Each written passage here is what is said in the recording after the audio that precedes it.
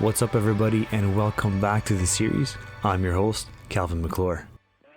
9, 8, 7, 6, 5, 4, 3, 2, 1, 0. Lift off.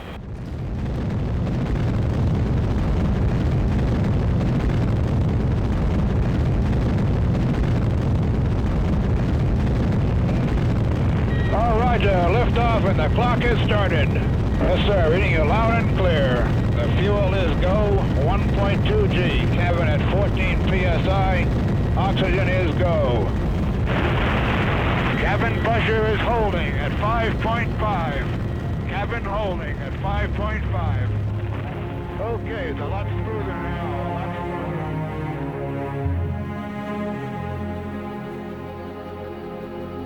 Cabin here, fuel is go, 4G, 5.5 cabin, oxygen go, all systems are go.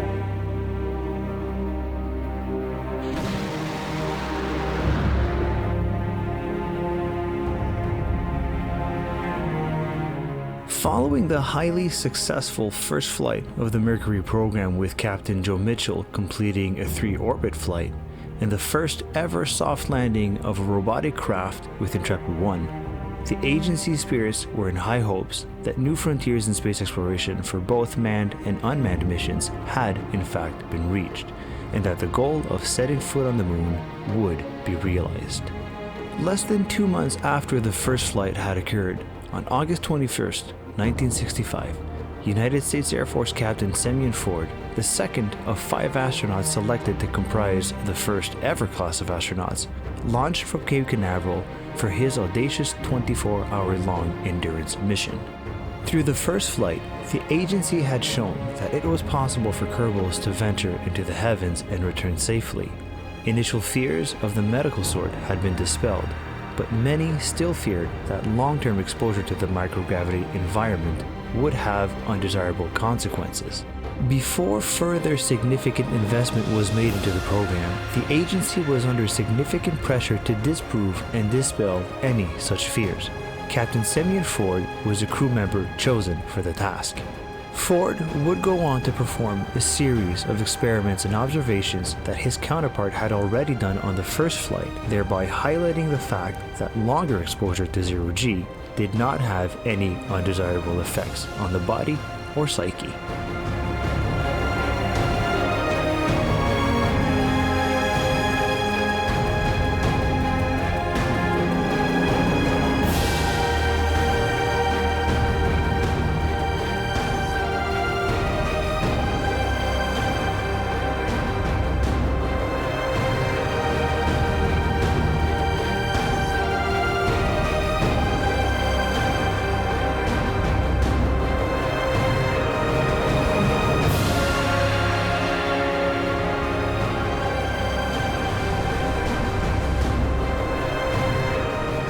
Following a successful 16-orbit mission, more than 5 times that of his counterpart, Ford returned home safely, marking the second successful Mercury mission.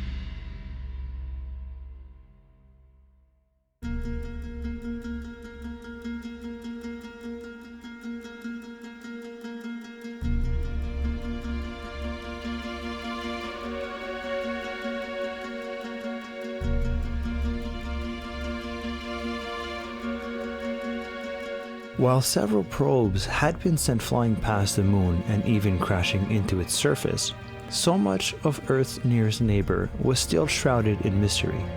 Intrepid 1, the first ever craft to perform a soft landing on the moon, had done much to lift the veil of mystery. But with only a single mission having been completed, many questions about the lunar surface remained. What were the other regions like, and how did they compare to the neighboring environment that was now the home of Intrepid 1?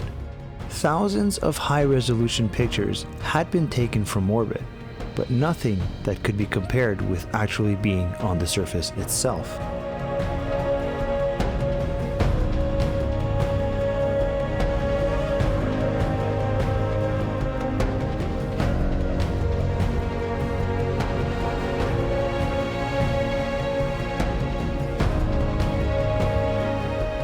The mandate and mission of the Intrepid Lunar Lander program was to reveal what was still hidden about the lunar surface and demonstrate that soft landings could be achieved repeatedly and safely, as well as establishing what was necessary to do so. All of the above would prove to be invaluable for crewed missions to the moon. Following a successful translunar injection, Intrepid 2 headed for the Mare Fecunditatis region, or Sea of Fertility.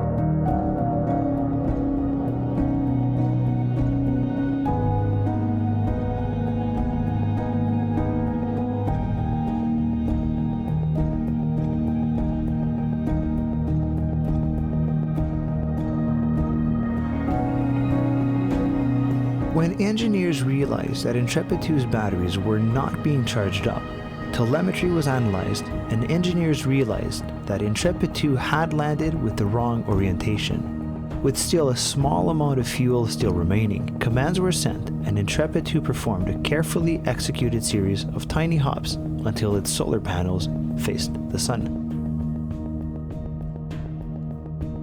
For only the second time in its short history, the agency had softly landed on the moon. Over the next several hours, Intrepid 2 would study the lunar environment of the Sea of Fertility and provide invaluable scientific data to scientists back home.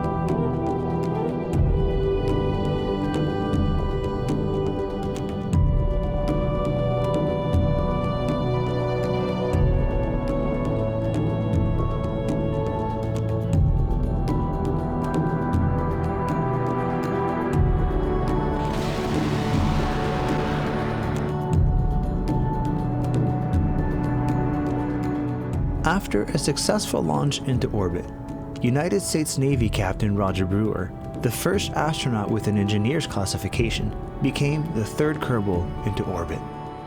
Uncertain if the initial orbit profile would do, ground controllers informed Brewer to boost his perigee firing Retro Rocket 1 at a designated instance, knowing full well that, if the situation should demand it, re-entry could be achieved with a single retro rocket.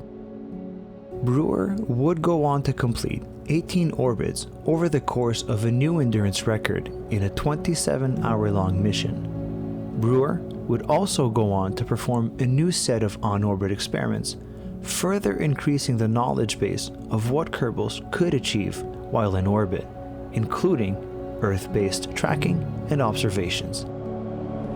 And mark coastal passage. Say again? Mark coastal passage coming over the Baja. How does it look? Half covered with clouds, and the other half is dry. Will you pass on this message for me, Gordo, to all the troops at Guaymas?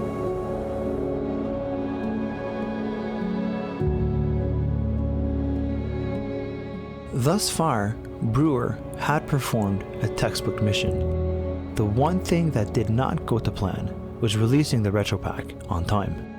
Maneuvering the capsule in pitch and hearing a slight rumble as though something were scraping slightly against the capsule, Brewer was able to confirm that the retropack was no longer in harm's way for re-entry.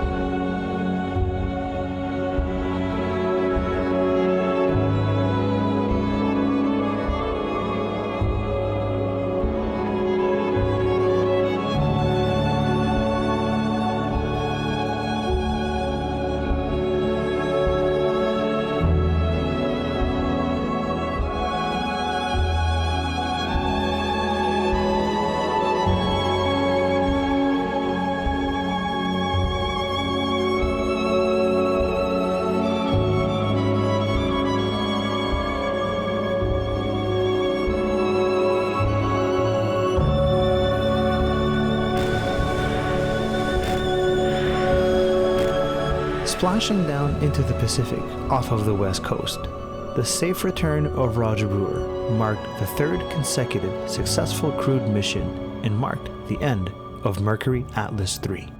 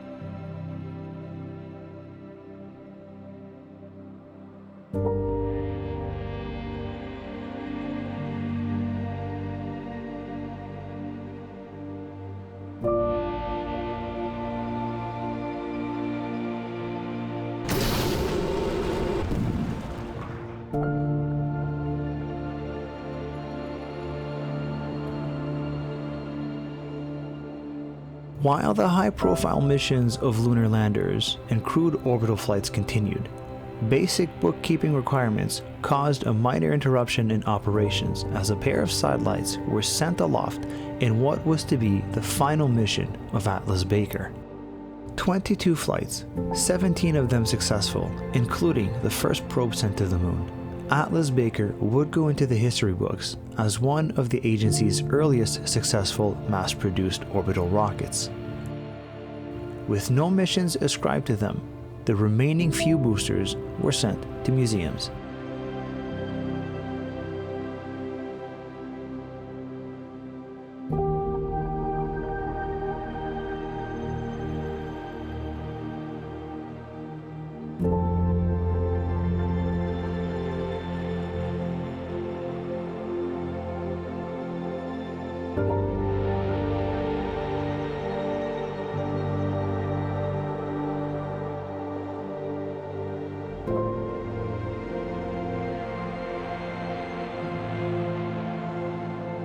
The final mission of Atlas Baker went off without a hitch until a minor glitch in the control systems saw the upper stage enter in an uncontrollable spin.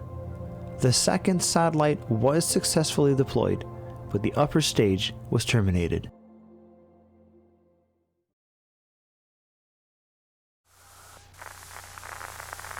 Clear blue sky. 32 seconds. 9,000. 10. Fuel and oxygen steady. 8. 7. Pressure 55. 4. 3. 1. 0.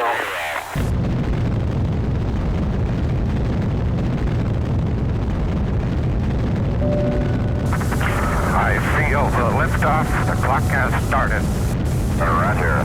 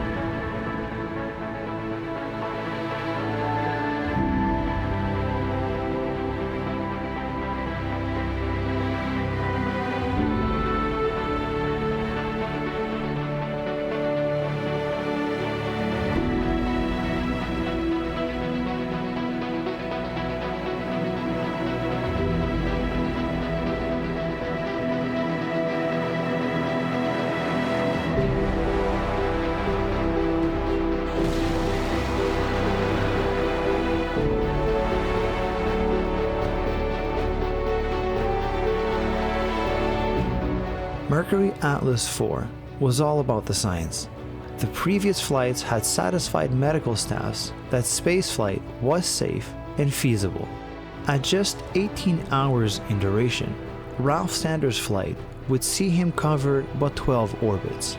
Yet, the flight would nevertheless contribute to a continually maturing agency that, with every orbit, mastered the basics of orbital spaceflight. Flight controllers, their grasp of mission control operations, engineers, how to build proper spacecraft, project managers, the timelines, budgets, deliverables, and subcontractors, and doctors, the actual limitations of Kerbal physiology.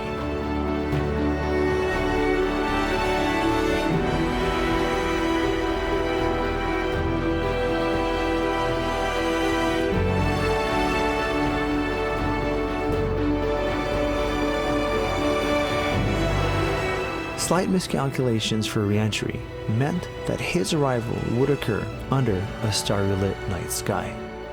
At the end of the 12th orbit, all mission objectives having been accomplished, Sanders, a United States Air Force captain, splashed down in the Atlantic Ocean.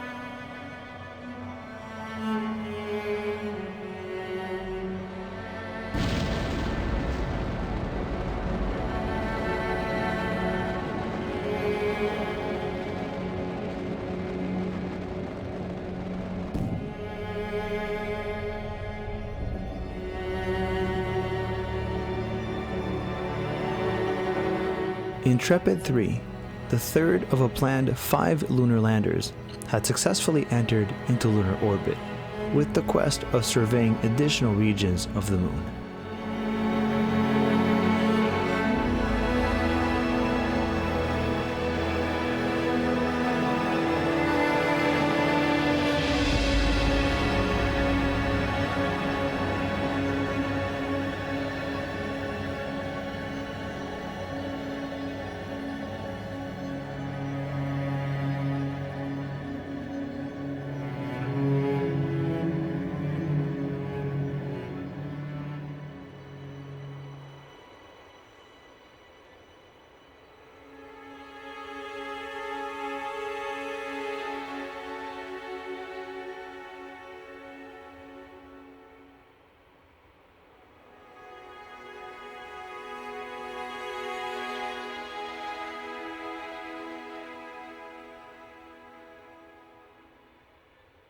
Arriving safely at Mare Crisium, Intrepid 3 provided additional invaluable insights on additional potential landing sites for upcoming crewed missions.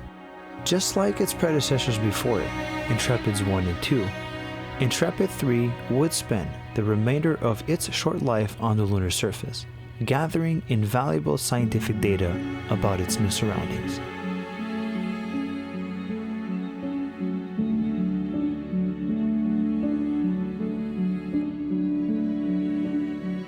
That's gonna do it for this episode. Thank you so much for watching. I really do hope you enjoyed it. As always, if you like what you saw, please leave a like and subscribe, as it does help the channel to grow. Let me know also what your thoughts on the episode were, and what you like about the series, as I always enjoy reading your comments. This is Calvin Maclure, and I'll see you next time.